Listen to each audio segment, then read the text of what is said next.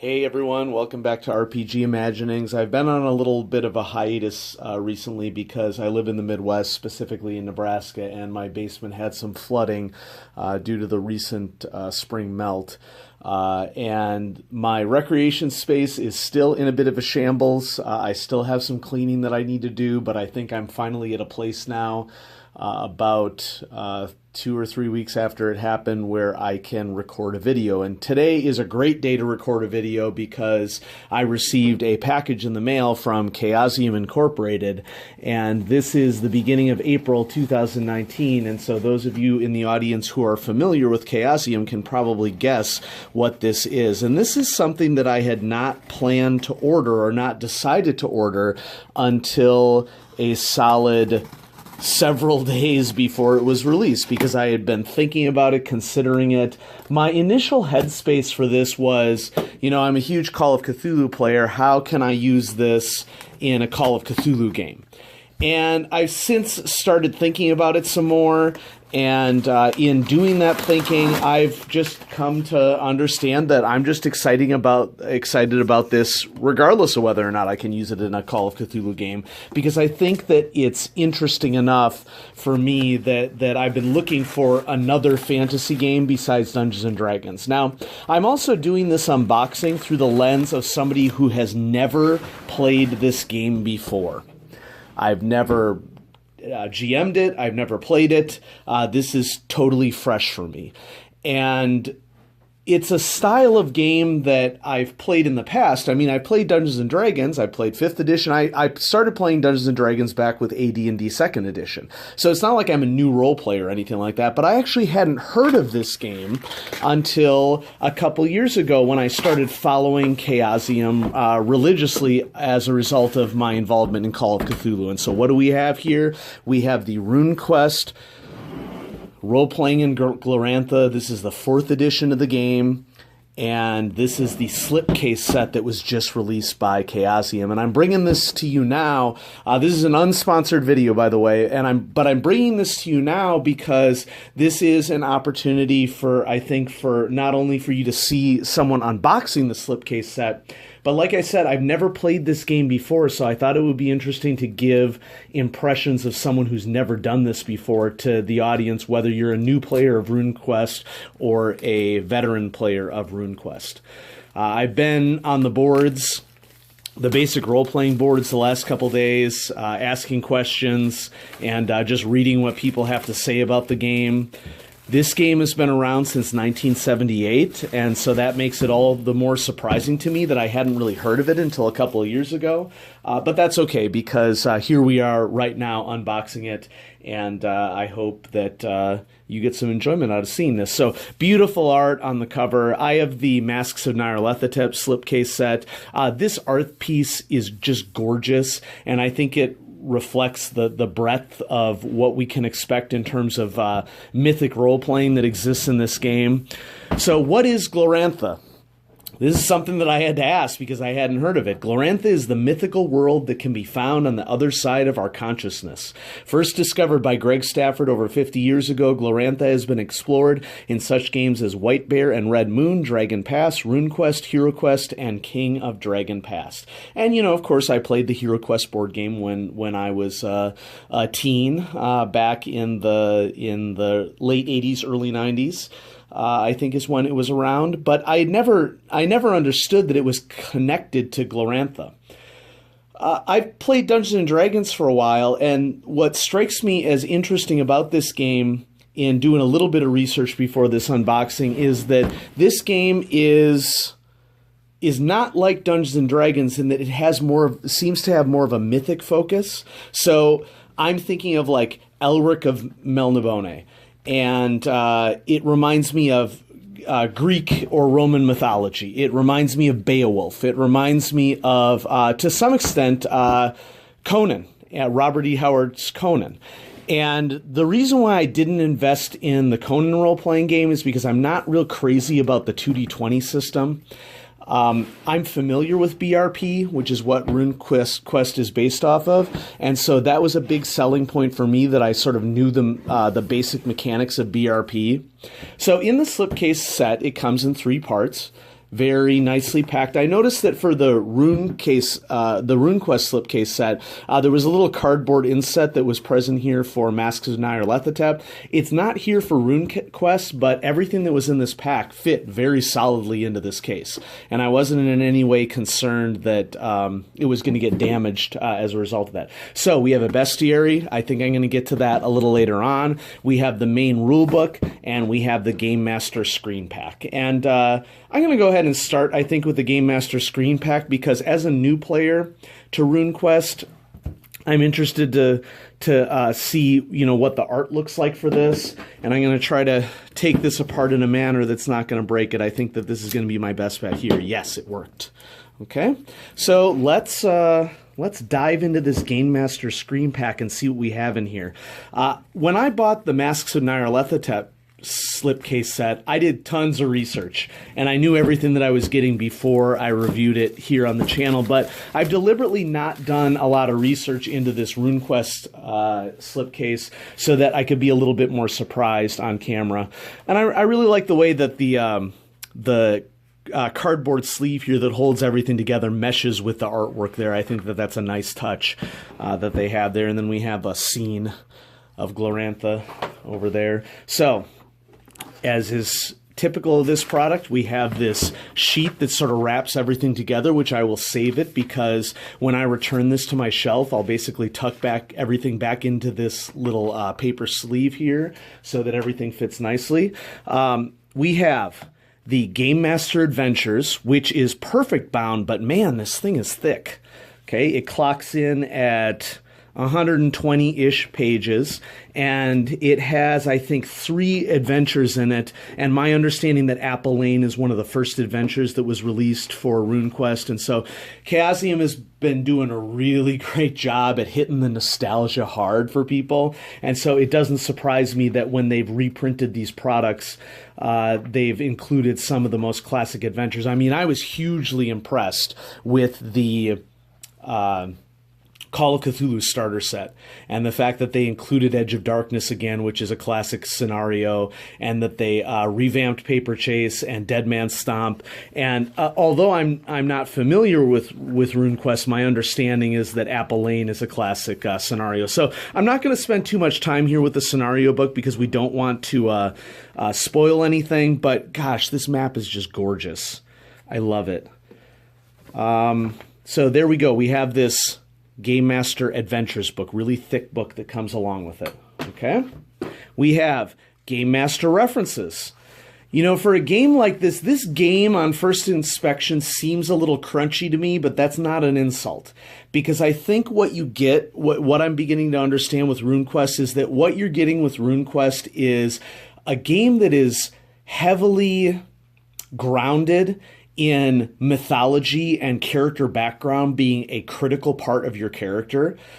That seems very role-playing focused, very role-playing centric to me. But there's also aspects of how the combat system works that is more of, I guess what we would say, a traditional crunchy role-playing game that has a heavy combat focus. And it seems like there's a nice array of tables here associated with stuff with the game that would be a great reference at the table as you're going along. Oh, this is really nice, a Gloranthan calendar, because one of the things that I had read about here, and once again, I'm not terribly familiar about it, is that when you're making your character, a lot of it has to do with how your ancestry is, like who your parents were, who your grandparents were.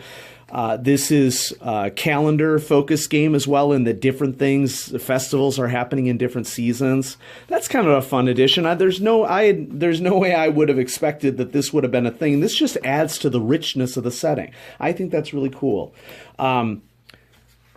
So we have, wow, this is a really fancy character sheet. Wow, look at this.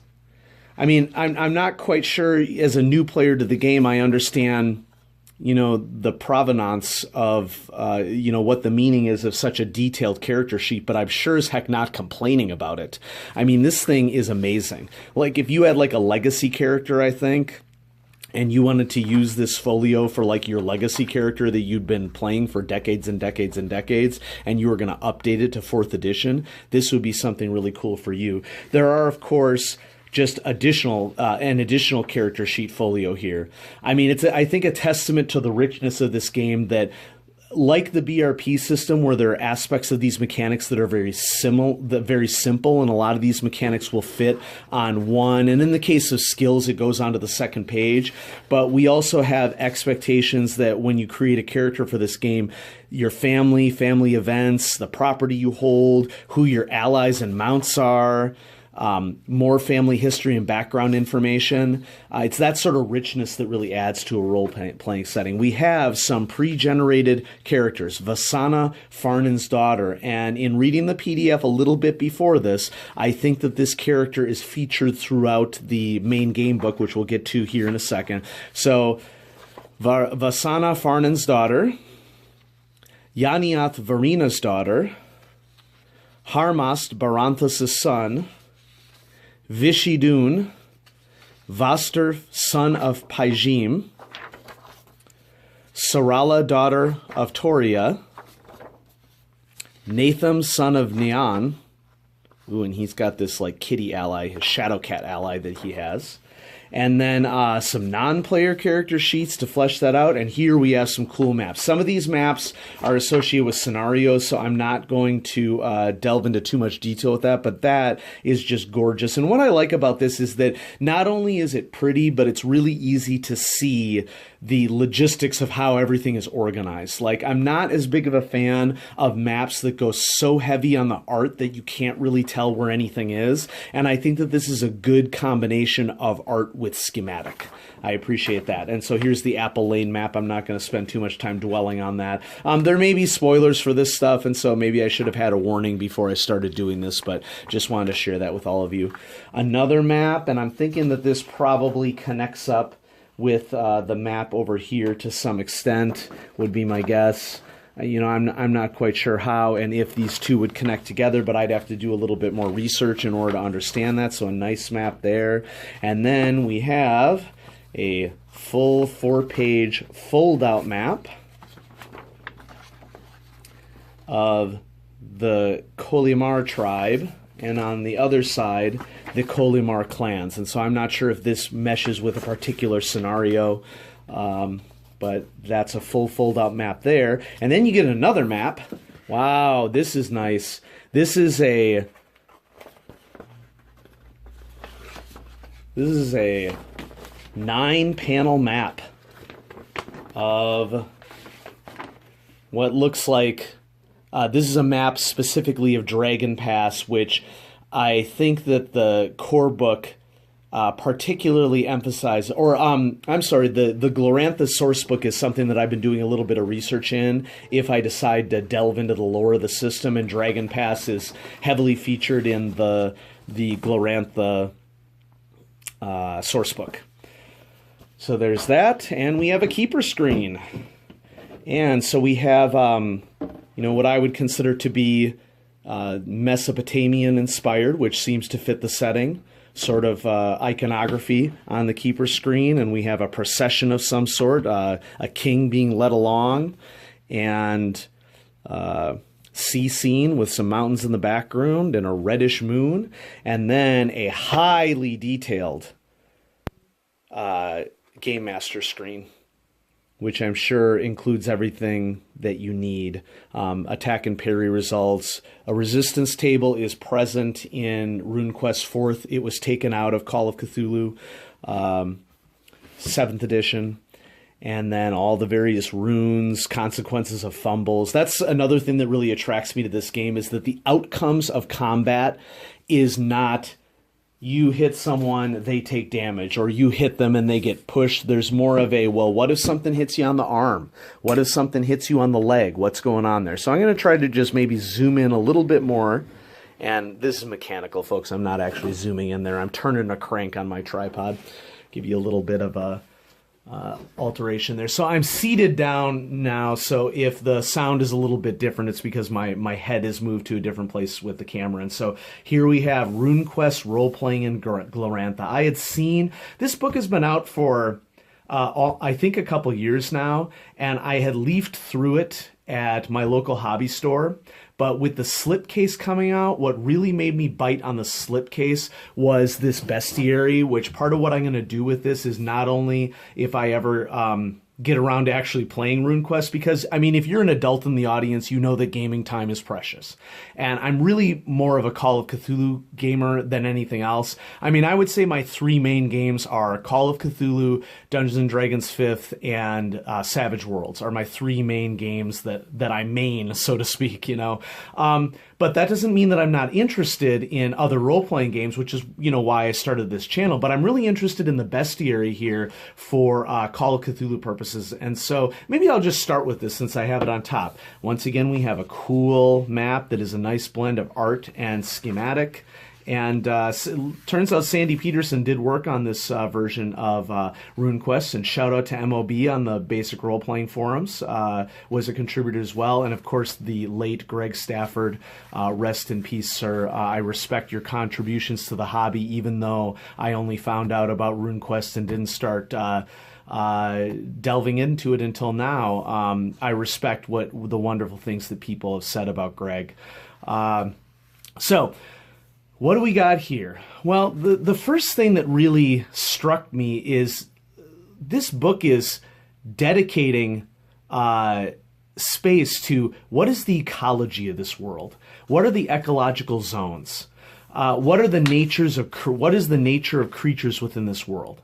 There are creature distribution maps in here, which if you're going to make a role-playing game come alive, you're going to make it come alive by adding some depth of realism to the biology of the world, however that's defined.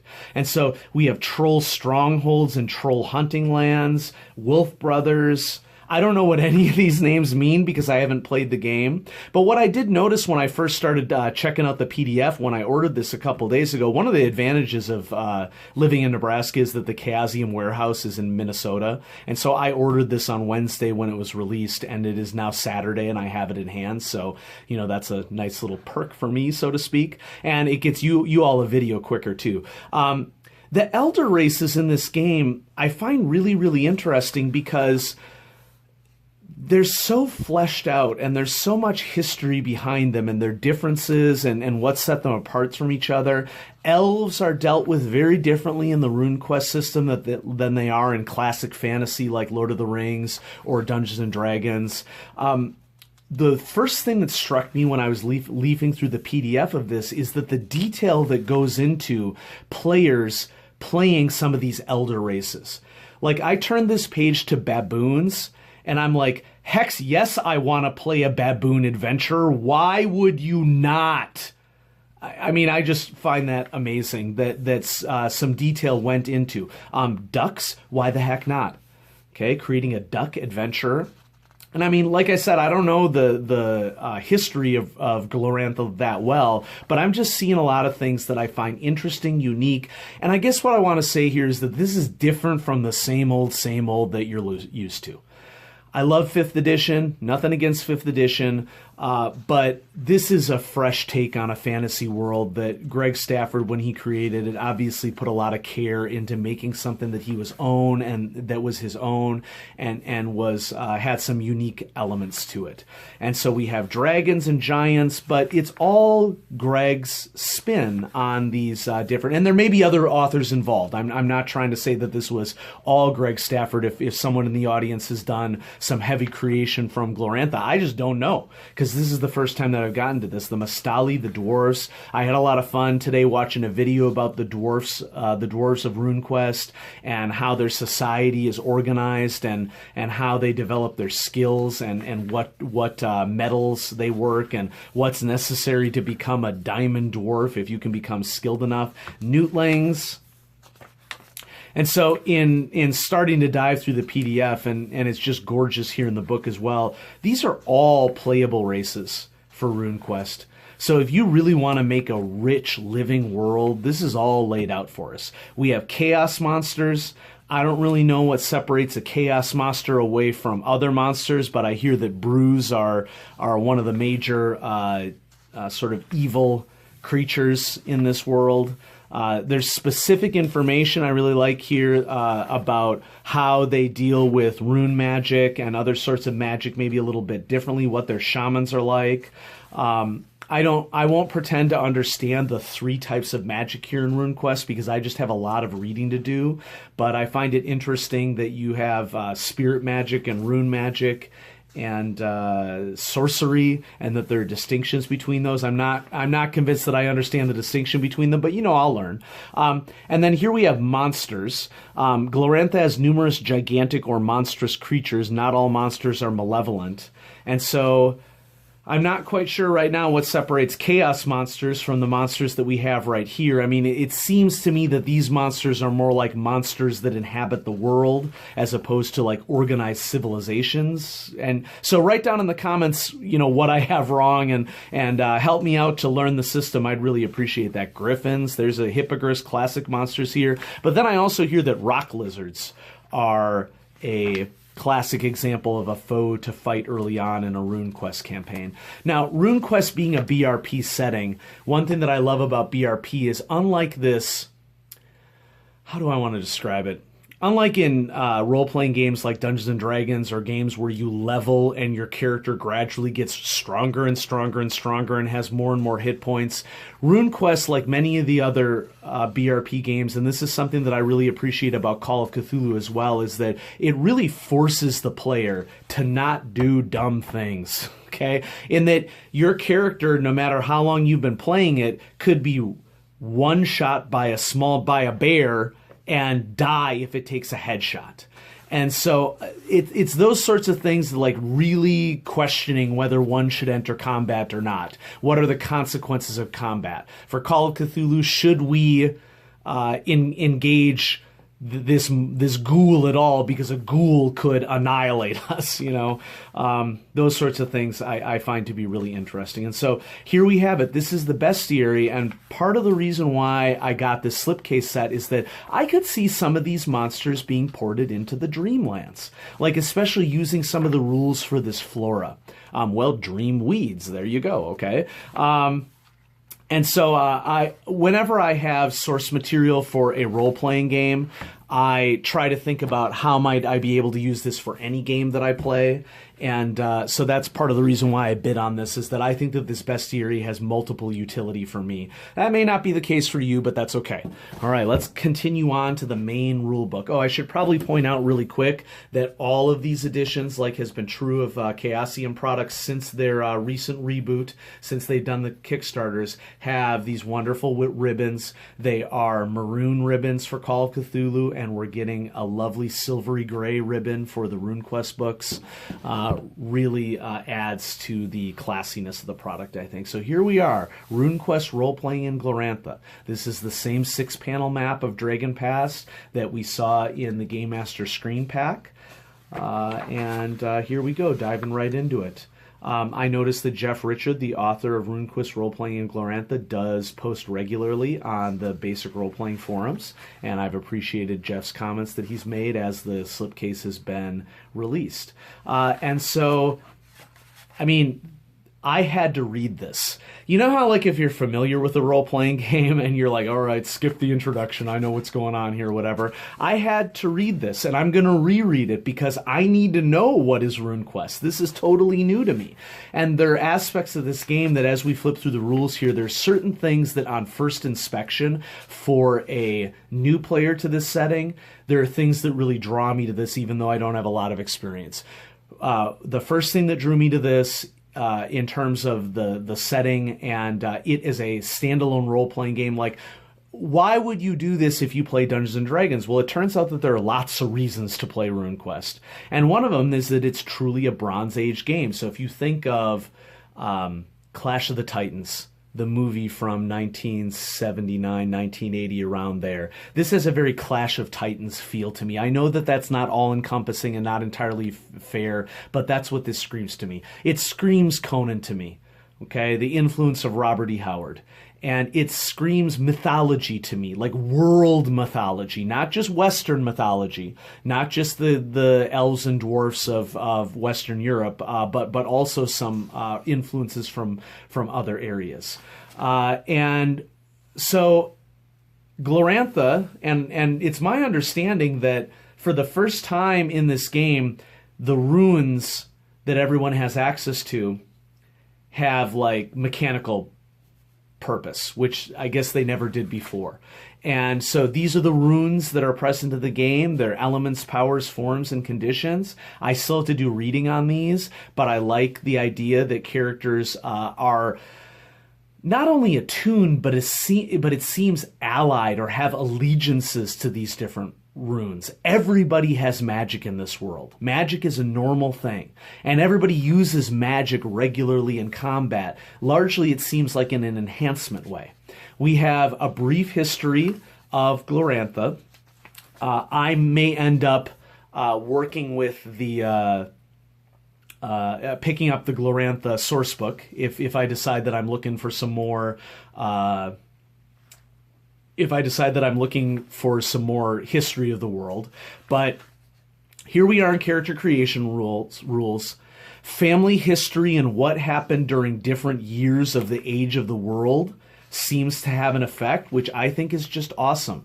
When I'm role-playing, I want to tell a story. And, you know, sometimes I want to kick some butt too, don't get me wrong, okay? I think that Runequest is a nice balance of the role-playing and the combat aspect of it, but it seems like it's a deadly combat compared to, you know, you're much more likely to survive in a Dungeons and Dragons game just by default. So it explains the rune affinities, what cults they're associated with, because this is very much a world in which everybody worships various deities and they very much have a hand in the world, it seems. Beautiful artwork. Okay, like just this black and white pencil sketch is amazing. How to determine your characteristics, and these are all, you know, BRP related stuff. What I find interesting for initiative in this game is the strike rank system. I'm not quite sure I understand it yet. My understanding is that strike rank is basically a number that determines like what number you act on in combat, and my understanding is it goes from 0 to 12, I think. And so the lower your number, the quicker you go in a combat round. How all this interacts with magic. I don't want to spend too much time lingering on things, but different adventurers can have different professions, different clans. What are sort of the bonuses that people have? What are their family heirlooms? Some example characters. And then we're getting into traveling the world. And so here we have information about Sardar. What clans are located in each location, basically, is what we have.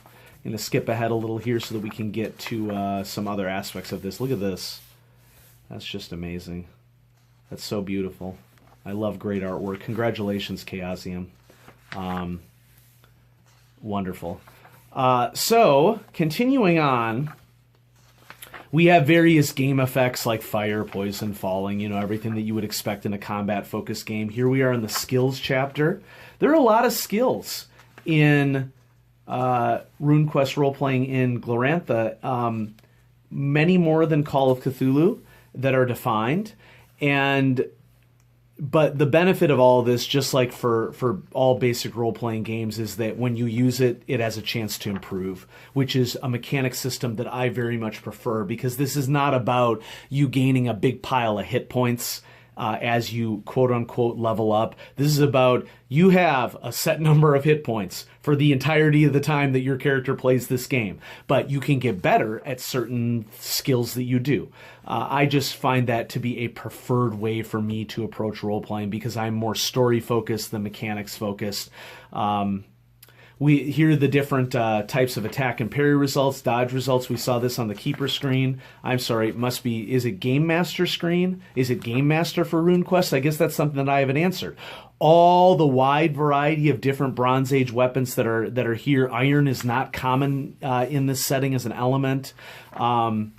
But bronze, of course, if you know your chemistry, is a combination of 80% copper and 20% tin.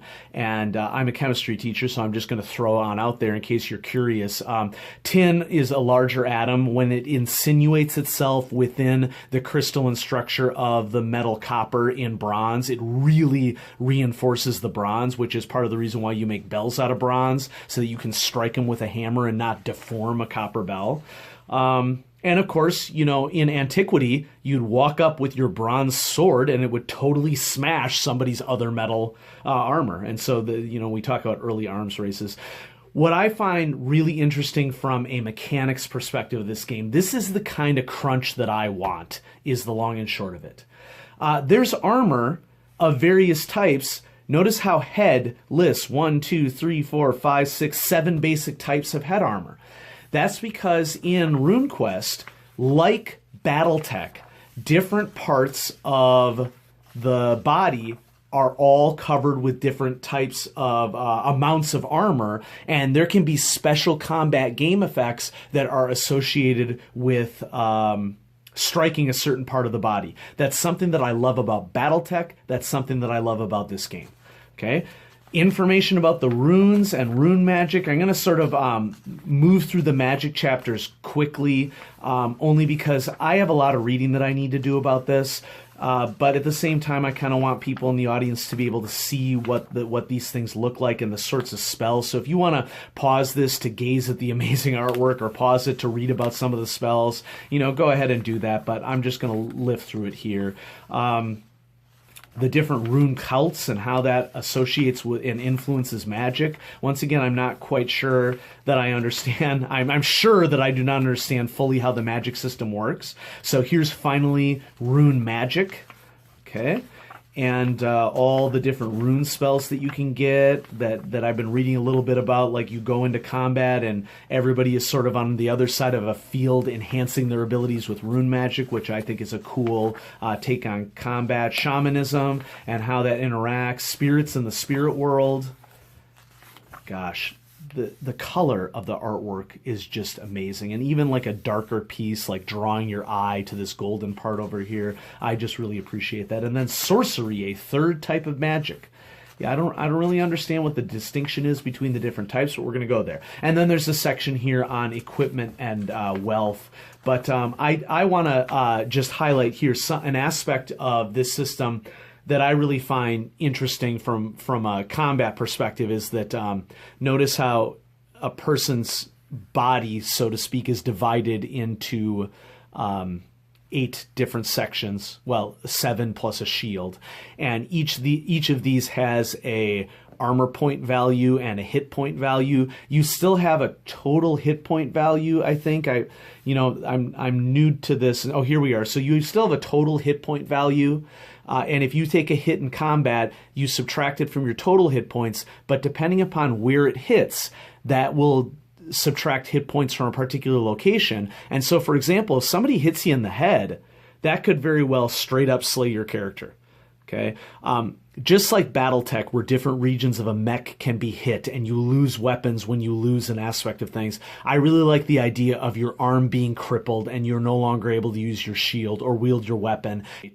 There's just so many role-playing opportunities that are inherent in a tougher system like this. And so there we go. There's huge index back here. And then, of course, my baby Call of Cthulhu is being advertised here as well as Chaosium should. Thanks for throwing that out. And then the City of Boldholm. That's cool. Lots of locations detailed across this valley. Sort of has this I don't know, Mediterranean feel to it, when you think of mythological games. Okay. And so there it is. Welcome to Glorantha. A fantasy world unlike any other. And I'm seeing it. I'm understanding it. I'm beginning to understand it. And so that's that. This is the Slipcase set for Runequest, role-playing in Glorantha. I took a chance on it. I decided to pick it up, having, hardly heard anything about it and needing to do some research. Because I thought it might be useful for Call of Cthulhu, but I'm starting to get why people love this and what makes it unique as a role-playing game. And so I really hope that this this video was useful for you, and I'm happy to share it with you. And so I'll have some more stuff coming for you on RPG Imaginings as the weeks and months go by, but I just wanted to highlight this and share this with you as something that I know that a lot of people in the audience are interested in. Thanks for watching, everyone. Have a great day.